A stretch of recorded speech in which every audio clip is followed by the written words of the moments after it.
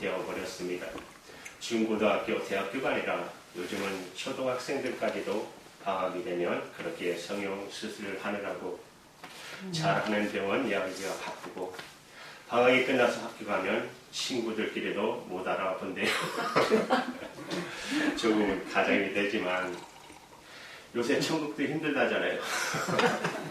특히 한국 성도들 오면 너무 원본하고 닮아서 도대체 구별이 안 돼서 한참 걸린대요. 근데 또 TV에 보니까 중국도 마찬가지더라고요. 외모가 예뻐야 우선 취직이 되기 때문에 대학을 졸업하면 성형 수술부터 안 돼요. 그 바람에 한국에 그렇게 많이 오신다고 하는데 만나요. 성형 수술 하시러. 그래야 취직이 되기 때문에. 이렇게 세상은 일반적으로 사람을 겉을 봅니다. 겉이 깨끗하면 모든 것이 깨끗하다라고 생각합니다. 그러나 하나님은 사람의 겉을 보지 않으십니다. 하나님의 속 중심을 보십니다. 하나님은 마음의 중심이 깨끗하면 모든 것이 깨끗하다라고 생각하십니다. 하나님은 절대로 사람을 죄물로 취하지 않으십니다. 이것이 하나님의 사람을 보시는 태도인 것입니다. 이러한 사람을 보시는 관점은 산상수훈 설교에서 볼 수가 있습니다. 여러분 마태복음 6장 1절에 보시면 사람에게 보이려고 그들 앞에서 의를 행치 않도록 주의하라. 그렇지 아니하면 하늘에 계신 너희 아버지께 상을 얻지 못하느니라. 그렇게 말씀하셨어요. 신앙의 본질은 사람 앞에서가 아니라 하나님 앞에서 내가 누구인가를 확인하는 과정인 것입니다. 오늘 본문에 보면 예수님께서 바리새인과 서기관뿐만 아니라 많은 무리를 모아놓고서 놀라운 말씀을 하십니다. 여러분 마태복음 15장 10절에 보시면 무리를 불러 이르시되 듣고 깨달으라. 주님은 바리새인과 서기관 많은 무리들을 향해서 가장 먼저 듣고 깨달으라고 말씀하십니다. 사랑하는 여러분, 먼저 우리가 배워야 할 것은 듣고 깨닫는 것입니다. 또 깨닫는 것보다 더 중요한 것은 말씀을 듣는 것입니다. 여러분 성경은 하나님의 말씀입니다. 인정하시죠? 그러나 여러분 설교도 하나님의 말씀인 것입니다. 어떤 사람들은 깨닫는 것이 중요하다고 말합니다. 그러나 말씀 없는 깨달음은 이단하게 빠지기 쉽습니다. 여러분 그래서 아무 데나 인터넷 들어가셔서 보시면 안 돼요. 순식간에 미혹되는 것을 보시잖아요. 여러분 하나님의 말씀이 아닌 것 가지고 깨닫고 해석하고 주장할 때 이단이 나타나게 되는 것입니다. 깨닫는 것도 중요하지만 무엇을 깨닫느냐가 더 중요한 것입니다. 교회에 나오는 것도 중요하지만 무엇을 믿느냐가 더 중요한 것입니다. 하나님은 이미 이 세상을, 하나님을 믿지 않는 자들은 이미 심판을 받는 거랑 똑같습니다. 그런데 문제는 교회 안에서, 교회에 나오지만 아직 하나님을 믿지 않고 나오는 사람들, 도대체 하나님을 믿는 사람 같지 않은 사람들, 이 사람들은 저는 가장 불쌍한 사람들이라고 생각합니다. 세상에서 마음껏 즐기며 살던가, 안 그래요? 예수님 말씀하시죠. 듣고 깨달으라. 하나님의 말씀이 얼마나 귀중한가를 보여주는 것이에요. 예수님께서 듣고 깨달으라고 하면서 실로 충격적이고 혁명적인 말씀을 하십니다. 본문 11절의 말씀을 보시면 입에 들어가는 것이 사람을 더럽게 하는 것이 아니라 입에서 나오는 것이 사람을 더럽게 하는 것이라. 당연한 말씀을 하셨어요. 그러나 주님께서 하신 이 당연하고 간단한 진리가 여러분 바리새인들, 서기관들, 유대인들에게는 정말 너무나도 큰 충격을 줄 말씀인 것입니다. 이 말씀은 입에 들어가는 것 가운데 더러운 것이 없다라는 뜻이에요. 그렇지 않습니까? 사람들, 아니 여러분들이 무엇을 먹든지 다 깨끗하게 해서 먹지 않습니까? 더러운 것은 깨끗이 씻어 먹고 잘못된 것이 있으면 삶아 먹고, 예수님이 말씀하시기를 실제로 더러운 것은 입으로 들어가는 것이 아니라 입에서 나오는 것이라고 말씀하셨어요. 이렇게 주님께서 말씀하셨을 때 제자들조차도 그 뜻을 잘 알지 못했어요. 역시 수제자죠. 베드로가 주님께 이 말씀을 해석해달라고 요청합니다. 여러분 마태복음 15장 15절에 보시면 베드로가 대답하여 가로되 이 비유를 우리에게 설명하여 주옵소서. 베드로가 이 말씀의 뜻을 해석해달라고 부탁합니다. 예수님께서 다음같이 해석해 주셨어요. 오늘 본문 16절 18절의 말씀 우리 다 같이 읽을까요? 시작. 예수께서 가르치되 너희도 아직까지 깨달음이 없느냐. 입으로 들어가는 모든 것은 배로 들어가서 비워내어 버리는 줄을 알지 못하느냐. 입에서 나오는 것들은 마음에서 나오니 이것이야말로 사람을 더럽게 하느니라. 다시 말씀드리면 입으로 들어가는 것은 깨끗한 것이다. 입에서 나오는 것이 더러운 것이다. 아주 간단한 말씀이지만 정말 진리의 말씀입니다. 그런데 이 말이 바리새인들과 서기관들과 거기 있던 유대인들에게는 왜 심각한 충격을 주었을까요? 두 가지 이유 때문입니다. 첫 번째는 이 말씀이 그들의 신앙의 근본을 뒤흔들어 놓은 것이기 때문이에요. 그들이 생명처럼 여기던 율법, 유전, 바리새인과 서기관 그리고 유대인들이 하나님을 잘 섬기기 위하여 생명을 걸고 구약에 있는 모든 말씀, 여러분 특히 레위기 11장과 신명기 14장에 기록된 부정한 음식은 입에도 대지 말라는 말씀을 목숨처럼 지켰어요. 부정한 것, 정한 것 철저히 구별하여 여러분 좋아하시는 거 먹으면 안 돼요. 그 당시 뭐죠? 삼겹살, 토끼, 낙타, 남자들 좋아하는 것도 있죠. 장어,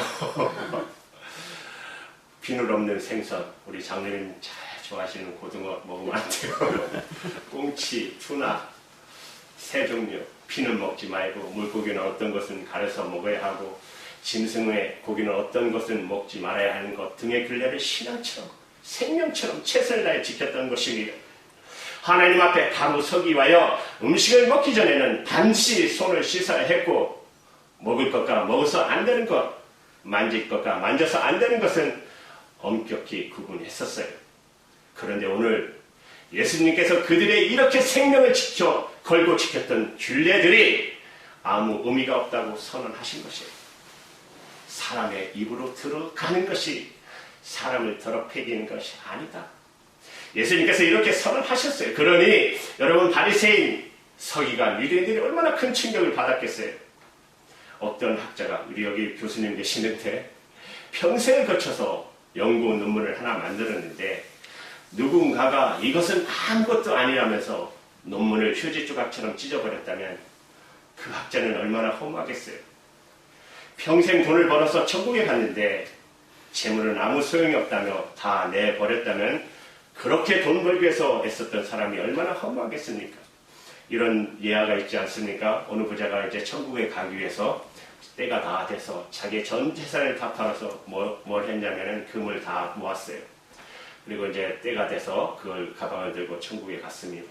천국에 갔더니 천사들이 지키면서 도대체 이 가방을 먼저 한번 열어보라고. 열어보고 보니까 금이에요. 번쩍번쩍. 천사가 하는 말이 왜 돌을 들고 왔느냐고.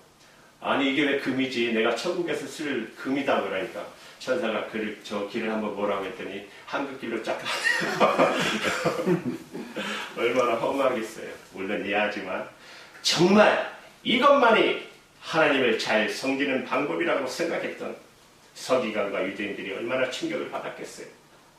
그거 지키는 것이 자기들의 특권이라고 생각하고 선민으로서의 가장 자부하며 지켰던 것이 오늘 아무것도 아니라고 주님 선언하십니다.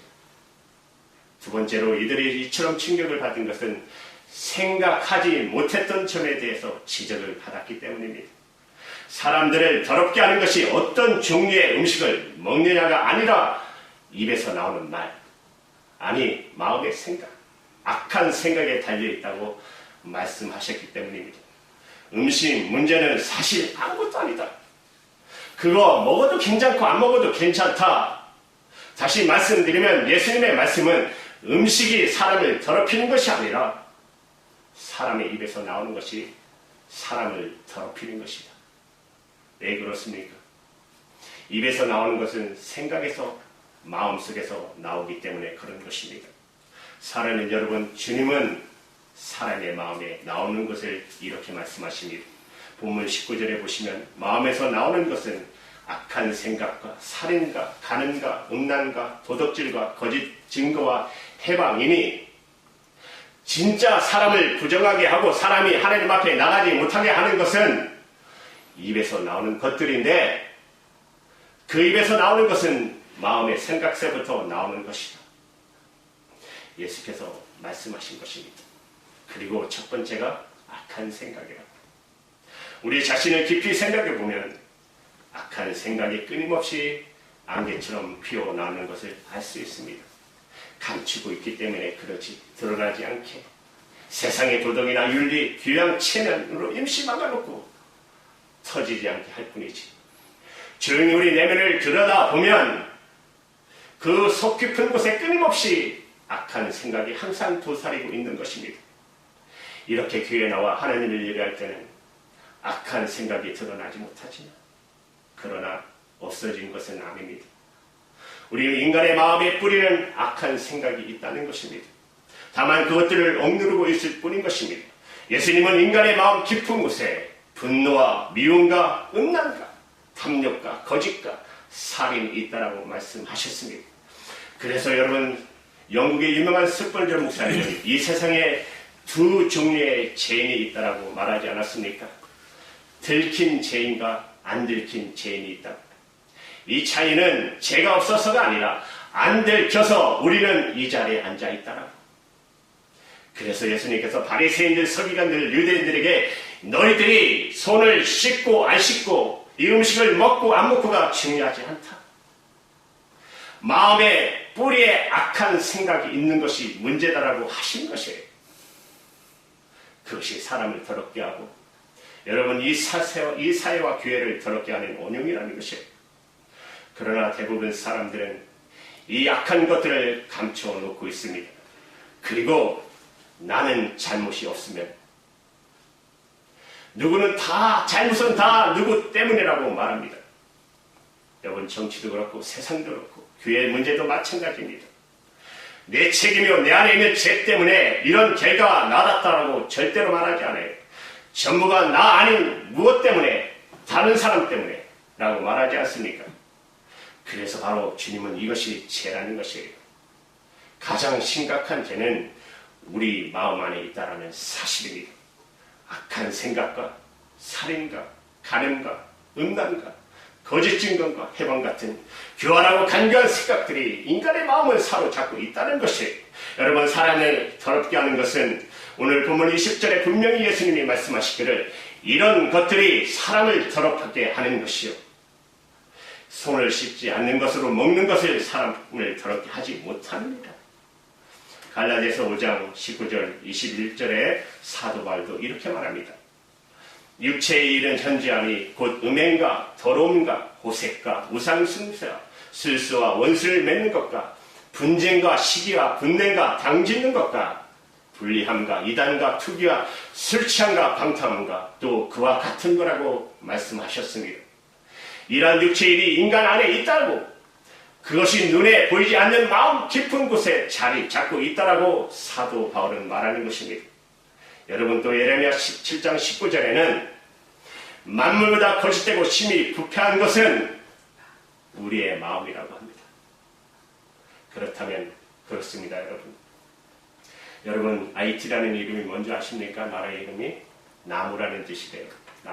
나무가 얼마나 많았으면 그렇게 이름을 적겠어요. 근데 지금 그 국토의 1%밖에 나무가 없대요. 그래서 그렇게 태풍이 오면은 순식간에 토사가 생겨서 이렇게 큰 피해를 입는다는 것입니다. 왜 그랬겠어요? 무분별하게 다 잘라버려서 다 짤때감으로 지금 북한이 그런 실정이라는 소리를 들었습니다. 북한에 보면 나무가 없대요. 다 떼가지고 다 잘라가가지고 여러분 자연을 오염시킨 것도 인간입니다. 세상을 이 지경으로 만든 것도 바로 인간이에요. 제도가 아니라 부패한 인간의 마음이 문제라는 것이에요. 제 뿌리는 바깥에 있는 것이 아니라 우리 안에 있는 것입니다. 이런 예수님의 말씀에 유대인들은 깊은 충격을 받을 수밖에 없었습니다. 본문 12절의 말씀을 보십시오. 이에 제자들이 나와 가로되 바리새인들이 이 말씀을 듣고 걸림이 된 줄 아시나이까? 제자들조차도 이 말씀이 얼마나 충격적이었던지 예수님께 이렇게 말씀드린 것입니다. 사실 이 문제는 쉬운 문제가 아닙니다. 여러분 사도행전 11장에 보면 베드로가 기도하는 가운데 한 상을 보게 됩니다. 베드로가 요파 성에서 기도할 때 하늘에서부터 큰 보자기 같은 그릇이 내려옵니다. 그 안에는 구약에서 먹지만 않은 부정한 음식들이 가득 담겨 있었습니다. 그런데 하늘에서 베드로야 일어나 잡아 먹으라 라는 음성이 들린 거예요. 베드로가 얼마나 놀랐겠어요. 그러나 베드로는 이러한 부정한 음식은 절대로 먹을 수 없다고 거역합니다. 베드로 역시 전통에 익숙했던 사람이죠. 그러자 하나님이 깨끗게 하신 것을 내가 속되다 만나는 음성이 다시 들려옵니다. 그런데 여러분 이런 일이 무려 3번이나 반복되고 그제서야 베드로는 깨닫게 됩니다. 바로 그때 하나님은 베드로에게 사람을 보냅니다. 누구죠? 이방인 고넬료. 고넬료를 자기가 베드로를 자기 집에 청한다고 말을 듣게 됩니다. 베드로는 그때서야 주저하지 않고 그 집에 찾아가 고넬료와 그 가족에게 복음을 전했고 세례를 주었습니다. 베드로가 유대인의 전통과 유전에 벗어나기 시작했을 때 여러분 이때부터 이방인의 복음의 문이 열리기 시작한 것입니다. 얼마나 놀라운 일입니까? 성령 받은 베드로에게도 이 문제가 이렇게 감당하기 어려운 문제였는데 여러분 성령 받지 못한 바리새인들에게 얼마나 더 어렵고 고통스러운 문제였겠습니까? 그러나 예수님은 그들의 이런 주저함에 대해 더욱 분명하게 말씀하셨습니다. 본문 13절 14절의 말씀을 우리 다 같이 읽을까요? 시작. 예수께서 대답하여 가라사대 심음마다 내 천국에서 심으시지 않은 것을 뽑힐 것이니 그냥 돌아라. 저희는 소경이 되어 소경을 인도하는 자로다. 만일 소경이 소경을 인도하면 둘이 다 구덩이에 빠지리라 하신대. 사랑하는 여러분, 이 말씀은 천국 뒤에서 배웠던 가지 이야기와 아주 비슷한 것입니다. 주인이 좋은 씨를 제 밭에 뿌렸는데 싹이 났을 때 보니까 알곡과 쭉정이 가라지가 함께 자라고 있었어요. 주인이여 가라지를 뽑아버릴까요? 종들이 이렇게 묻죠. 주인이 이렇게 대답합니다. 여러분 마태복음 13장 29절 30절에 보면 가만두어라. 가라지를 뽑다가 곡식까지 뽑을까 염려하노라. 둘 다 추수 때까지 함께 자라게 두어라. 추수 때 내가 추수꾼들에게 말하기를 가라지는 먼저 걷어 불사르게 단으로 묶고 곡식은 모아 내 곡간에 넣으리라 하십니다. 우리는 여기서 하나님은 절대로 심지 않는 것을 거두지 않는다는 한 놀라운 법칙을 배우게 됩니다.